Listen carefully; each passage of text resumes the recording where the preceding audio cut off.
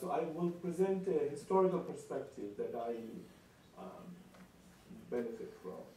But the bottom line is that we often think technology or innovations will solve inequality problems, or that perhaps they might even cause them sometimes. But I usually think in a way that inequality is a source of innovations, as opposed to seeing it as a problem. I mean, of course, it's a problem because some people might try to solve the inequality problem and then end up innovating.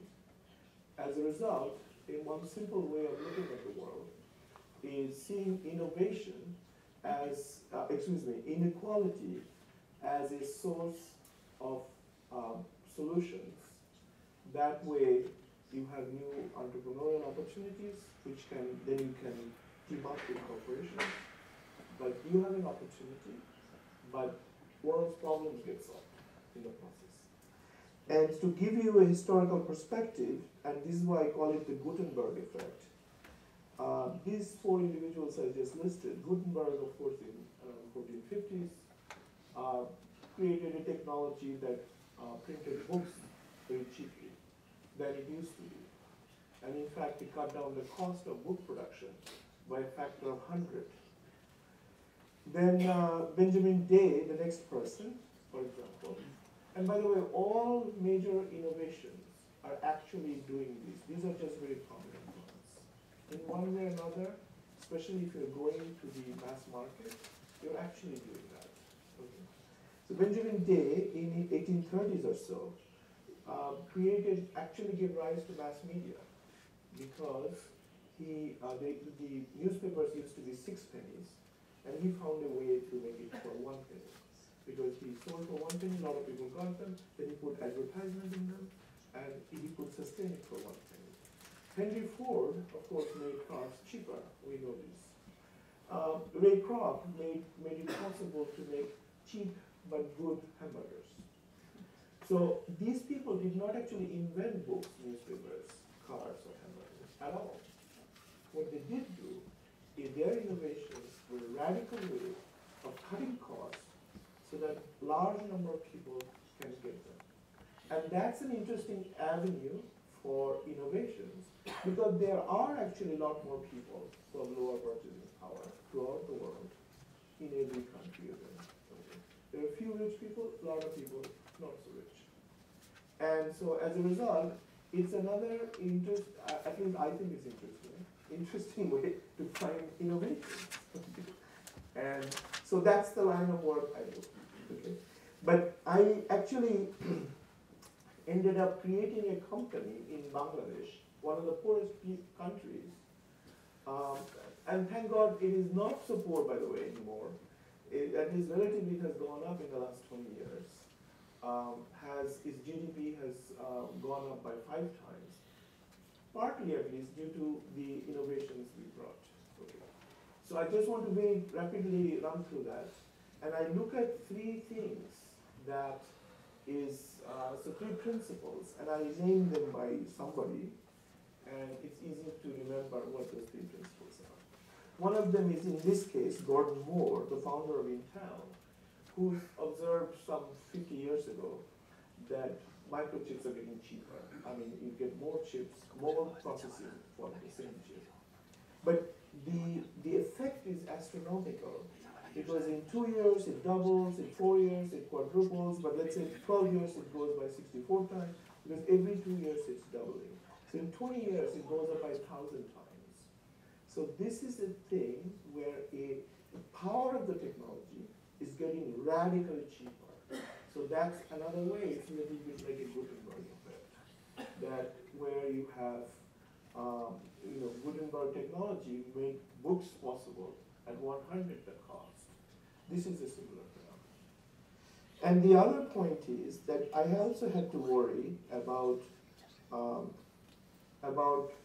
people who couldn't pay, apparently. So how can they become customers?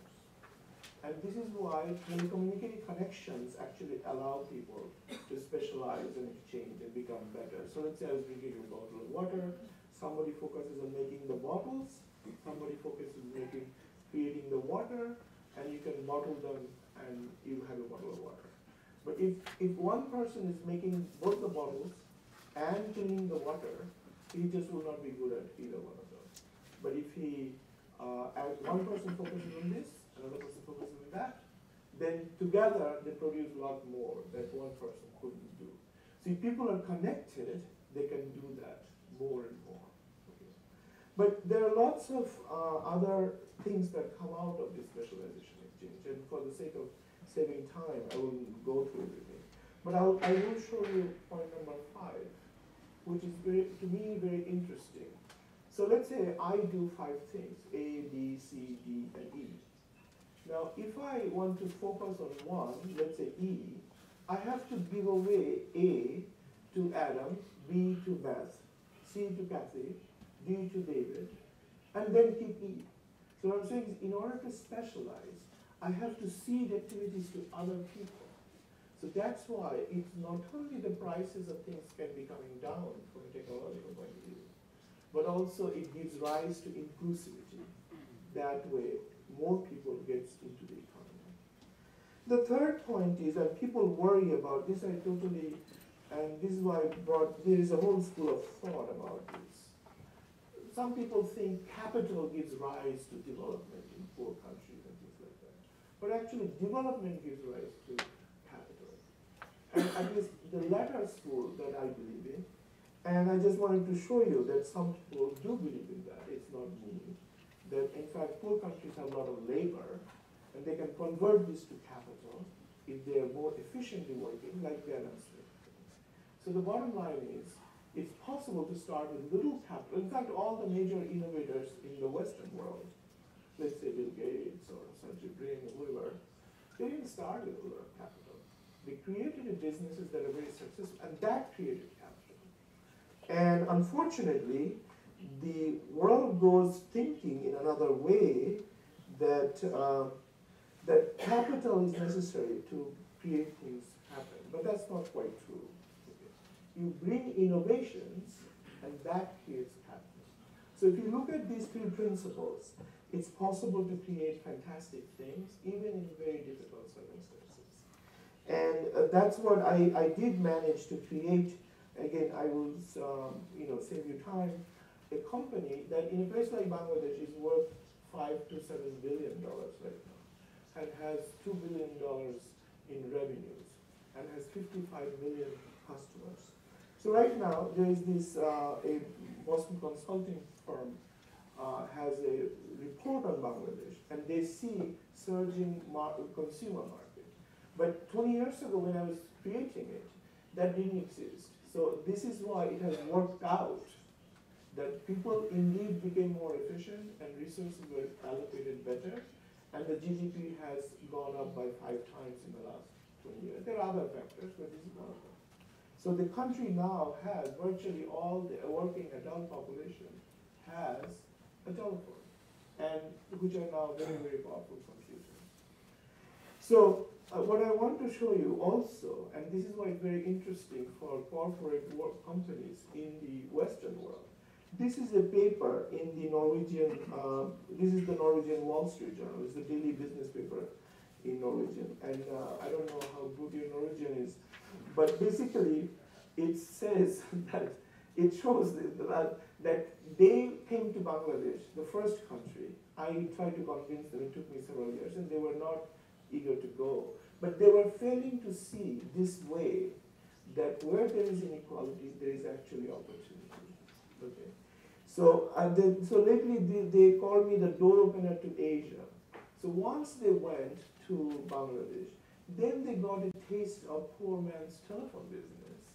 And then they have gone to many other countries. So now it's a country of 5 million people, but the telephone company is serving 200 million subscribers. And 52% of the revenues come from Asia. So what I'm trying to say is that here is a real transformation of a corporation coming from a small country, okay? And they did not go to this whole vast part of humanity, which is in Asia at the time. But now they have gone so, and have done well for themselves in terms of profits and revenues. So I want to show you now that the phones are there, there are other opportunities of opening up.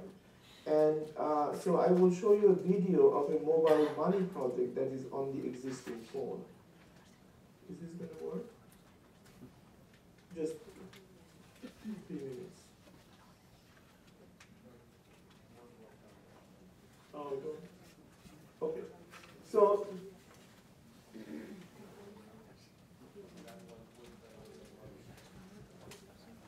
but if it works in at least one screen, that's better than no screen. You can click on that. Yeah, so I will stand on the other side and to compensate for the lack of screen.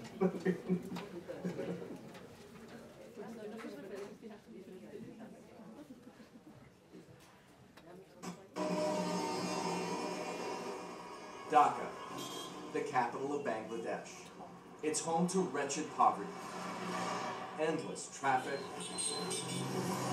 and one of the fastest growing financial services anywhere in the world. It's called bKash. Setting up a bKash account is free. All you need is a mobile phone, and 100 million Bangladeshis have one. Transactions cost so little, services like money transfers and electronic payments are suddenly affordable. That's why the Gates Foundation is a bKash investor. Banking this cheap can change lives in a country this poor. Well, banking is more fundamental than I realized. And there have been attempts, microfinance groups, cooperatives, but the transaction fees were always too high. Until we get those services down with very low fees onto the cell phone in digital mode, then banking will only be for those who are better off. CEO Iqbal Quadir and his brother Iqbal founded bKash in 2011. They had $5 million, profits from a previous startup, and a plan to bring mobile money to the unbanked. This is the country which has $200 billion economy right now. Okay, the country was growing, so it's not that it's only charity. It's pure economic opportunity. From 2 million accounts at the end of its first full year in operation, usage has exploded to 17 million and counting. Workers who used to take time off or hire agents to carry cash back to their villages can now wire it instantly with a few keystrokes.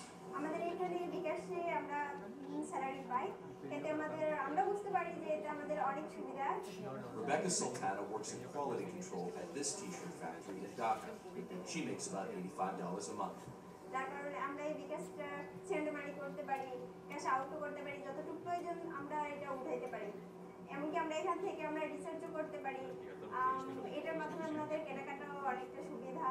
bKash isn't just for money transfers. It's a payroll system, a mobile wallet, and a savings account. All digital, all affordable, all regulated by the central bank. Do you worry at all about monopolism? bKash is by far the fastest growing of these mobile service providers. We really thought about it, so that's why we have given about 28 licenses to the 28 banks. We want few more to come up, but it's a regulatory kind of, hand-holding, On the streets of Dhaka, bKash is everywhere. The company has more than 100,000 agents across the country. Withdrawals are how it makes money. They cost 1.85%. The Gates Foundation initially saw bKash as a case for charity and gave it a grant. Then in 2014, it became an investor. I actually think bKash is probably our best investment. There's such a clear alignment between the success of the business and the goals of the foundation in terms of reaching poor people. We're not going to reach the number of people here by just giving away money. If Kamal can build a business and if we could put money behind this great entrepreneur with this great idea and business plan, then our ability to reach poor people here is just dramatically different. It doesn't happen very often. A company improving life for the poor and drawing praise from philanthropists while making money at the same time. bKash turned a profit in 2014. Now Quadir has even bigger ambitions. Loans, insurance, maybe international expansion. She can sell her thread on this thing. She doesn't have to depend on some middleman, and somebody will be seeing it somewhere in the world. Okay, so that is the most powerful thing that is happening here, and we are just seeing a tip of the iceberg. So this is just an example now that cell phones exist in people's hands. Where what other new possibilities are coming up through that? And in fact, there are many, many ones. Again, we are having a problem here. Let me see. Just one page I wanted to show you, just the cover page of The Economist, that this is becoming a planet of phones. Because everywhere there are phones, and these are extremely powerful computers, have many, many possible functions. You can see on an iPhone, there are so many functions. Voice call is just one of them. And so the way to, just like Uber, many other things are happening, these are also happening in developing countries.